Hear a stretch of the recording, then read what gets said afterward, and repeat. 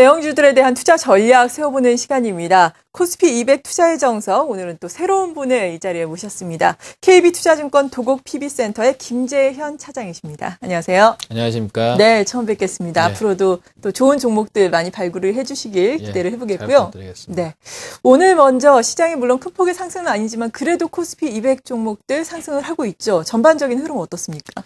일단 전일 글로벌 증시 호조에 힘입어가지고 우리 증시도 오늘 좀 상승을 하고 있습니다. 이제 전일자 스페인 긴축 예산안에 화답하면서 글로벌 증시 좀 상승을 했었죠. 우리 증시도 여기에 뭐 발맞춰가지고 상승을 좀 하고 있는데요. 큰 폭의 상승은 아니어도 그래도 추석이란 큰 명절을 앞두고서 그나마 좀 고향 가시는 길에 마음 편하게 갈 수 있도록 해주셔가지고 굉장히 좀 고마운 하루가 아닌가 예상이 됩니다. 네. 코스피 200 종목 중에서는 한국가스공사의 상승이 지금 좀 눈에 들어오고 있습니다. 그동안에 좀 가파른 우상향 차트로 고점을 갱신하였지만 최근 한 2, 3일 동안 차익 실현 매물로 인해 가지고 좀 빠져 있었었죠. 오늘 뭐 다시금 매수가 들어오면서 아직까지는 기대감이 살아있다는 모습을 좀 보여줄 수가 있습니다. 그 밖에 좀 눈에 띄는 종목들로는 STX 엔진과 한진해운 홀딩스 등이 있습니다. 어저께 이제 그 웅진그룹이 계속적으로 약세를 보이는 와중에 나머지 그룹들 조금 조사가 들어갈 수 있다는 부분이 이제 기사화됐었죠. 대표적인 부분이 이제 STX 그룹과 한진그룹이 있었습니다. 그래서 좀 하락이 있었는데 오늘 일단 하락을 멈춘 모습에서 그동안에 좀 우려가 과도한 수준이 아니었나 하는 예상을 해보겠습니다. 또 하락률 순위를 보게 되면요. 웅진케미칼, 웅진코웨이, 웅진에너지까지 웅진그룹주들의 하락이 오늘도 역시나 이루어지고 있습니다. 네. 당분간 유동성 위기와 실적 악화까지 그 시장에서 좋은 반응은 못 얻을 것으로 예상이 되고요. 아마도 조금 매매에 있어가지고는 단기 차익을 노리고 들어가는 류의 행위는 좀 피하는 것이 좋아 보이겠습니다. 네. 이렇게 오늘장의 코스피 200 종목 내에서 주목해봐야 할 종목에 대해서 포인트를 딱딱 짚어주셨는데요. 이번 주를 되돌아보자면 좀 상승률 상위 종목들은 어떤 것들이 있었습니까? 네, 일단 이번 주 상승률 상위 종목에는요. 대상이라는 종목이 있었습니다. 네. 등락률로 보시게 되면 보시다시피 30% 굉장히 막강하죠. 3분기 실적 호조와 또 기저효과 때문에 굉장히 올라갔는데요. 더할 나위 없이 한 주 동안 흐름이 좋았던 주식임이 분명합니다. 두 번째로는 LG생명과학을 들 수가 있습니다. 상승률은 23.7%로 당뇨병 치료제인 제이미 글로벌의 글로벌 시장 반영감이 좀 기대되면서 큰 폭의 상승을 했습니다. 또 삼성카드와 CJ영풍들도 굉장히 좋은 상승을 보여줬는데 삼성카드의 경우에는 자사주 매입과 소강 뉴스가 굉장히 시장의 호재로 작용을 했었습니다. CJ는 이제 CJ 대한통운과 CJ GLS의 합병 이슈로 좀 주목을 받고 있었고요.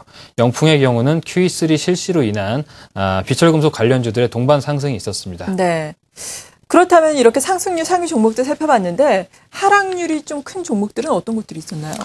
앞서 소개해드린 바와 같이 웅진그룹주들 굉장히 하락폭이 그렇죠. 컸습니다. 웅진에너지, 코롱인더, 파미셀, 한올바이오파마 이런 종목군들이 좀 하락이 컸었는데요. 이유를 좀 보시자면은 웅진에너지의 경우에는 다들 아시다시피 웅진그룹의 유동성 악화로 전 계열사 하한가를 기록하는 등 굉장히 주가 흐름이 좋지 않은 한 주였습니다. 코롱과 코롱인더의 경우에는 듀평과의 그 소송 리스크로 인해 가지고 지속적으로 좀 약세를 보였고요. 또 투신권의 매도로 인해 가지고 지분까지 좀 감소를 하면서 굉장히 좀 좋지 않은 한 주를 보였습니다. 파미셀 같은 경우에는 뚜렷한 이유는 없고요. 수급 악화로 인해 가지고 좀 매도가 나왔던 것으로 보여지고 한올바이오파마 같은 경우에는 지금 이제 제약주도 굉장히 좋습니다. 대형주 위주로 매수가 들어오다 보니까 반대로 이제 그 중소형 제약주 같은 경우에는 오히려 롱숏 전략에 의해 가지고 좀 파는 모습을 보여줬습니다. 그런 연유로 좀 빠져 있긴 하지만 여전히 실적 기대감이 주목되는 기업 중에 하나입니다. 네, 이렇게 이번 주에 코스피 200 종목들의 전반적인 흐름 정리를 해봤습니다. 코스피 200 지수 자체를 보자면은 물론 화요일과 수요일 잠깐 조정이 있기는 했지만 그다지 변동폭이 크지는 않았습니다. 이번 주에도 거의 횡보를 했다 아니면 소폭의 조정을 받았다라고 마무리를 지어도 무난할 것 같은데요.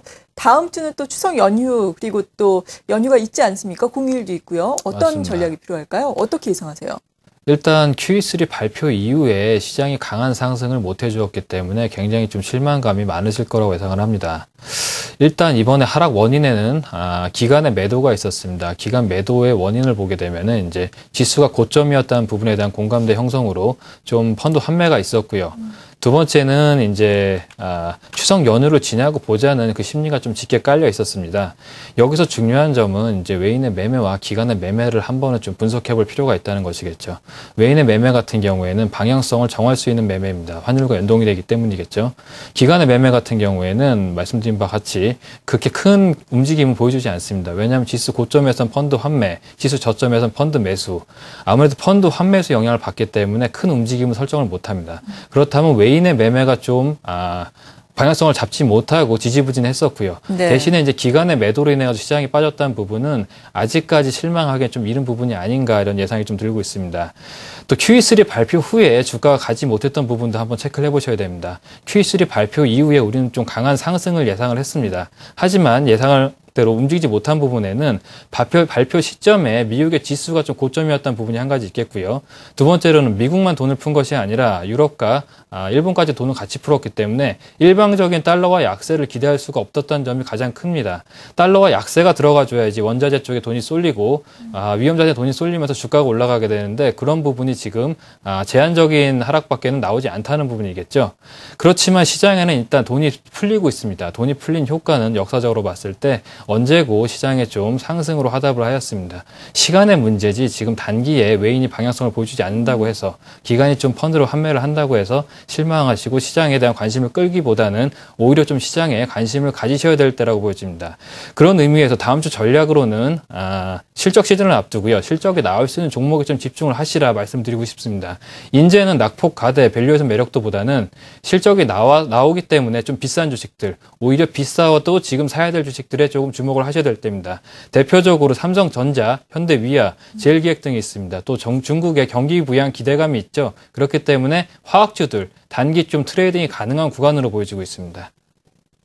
네, 정말 QE3의 효과에 대해서도 미국에서도 여러 가지 이야기가 나오고 주식시장도 지수만 봤을 때는 거의 횡보를 했기 때문에 QE3 별거 아니구나, 맥이 빠진다라고 말씀하시는 분들도 계실지 모르겠지만 미국 증시가 고점이었다는 부분, 그리고 유럽과 일본에서도 양적 완화를 했기 때문에 달러와 약세가 강하게 나타나지 못했다는 부분이 그 이유였다. 다만 유동성은 계속해서 풀릴 것이기 때문에 그래도 긍정적으로 지수는 끌어올려지지 않을까라고 예상을 해주셨습니다. 실적과 그리고 중국 관련주에 관심을 갖자라고 또 정리를 해주시기도 했는데요. 그렇다면 최선호주는 어떤 걸 꼽아주시겠어요? 일단 오늘 첫 시간 제가 시작을 하면서 삼성전자를 준비해봤습니다. 네. 뭐 많이 들으셔서 식상할 수도 있는데 누가 뭐라고 해도 실적 3분기 최강자입니다. 삼성전자 일단 실적을 한번 보겠습니다. 3분기 매출액은 54.4조 원, 전년 동기 대비 31.8% 성장 예상되고요.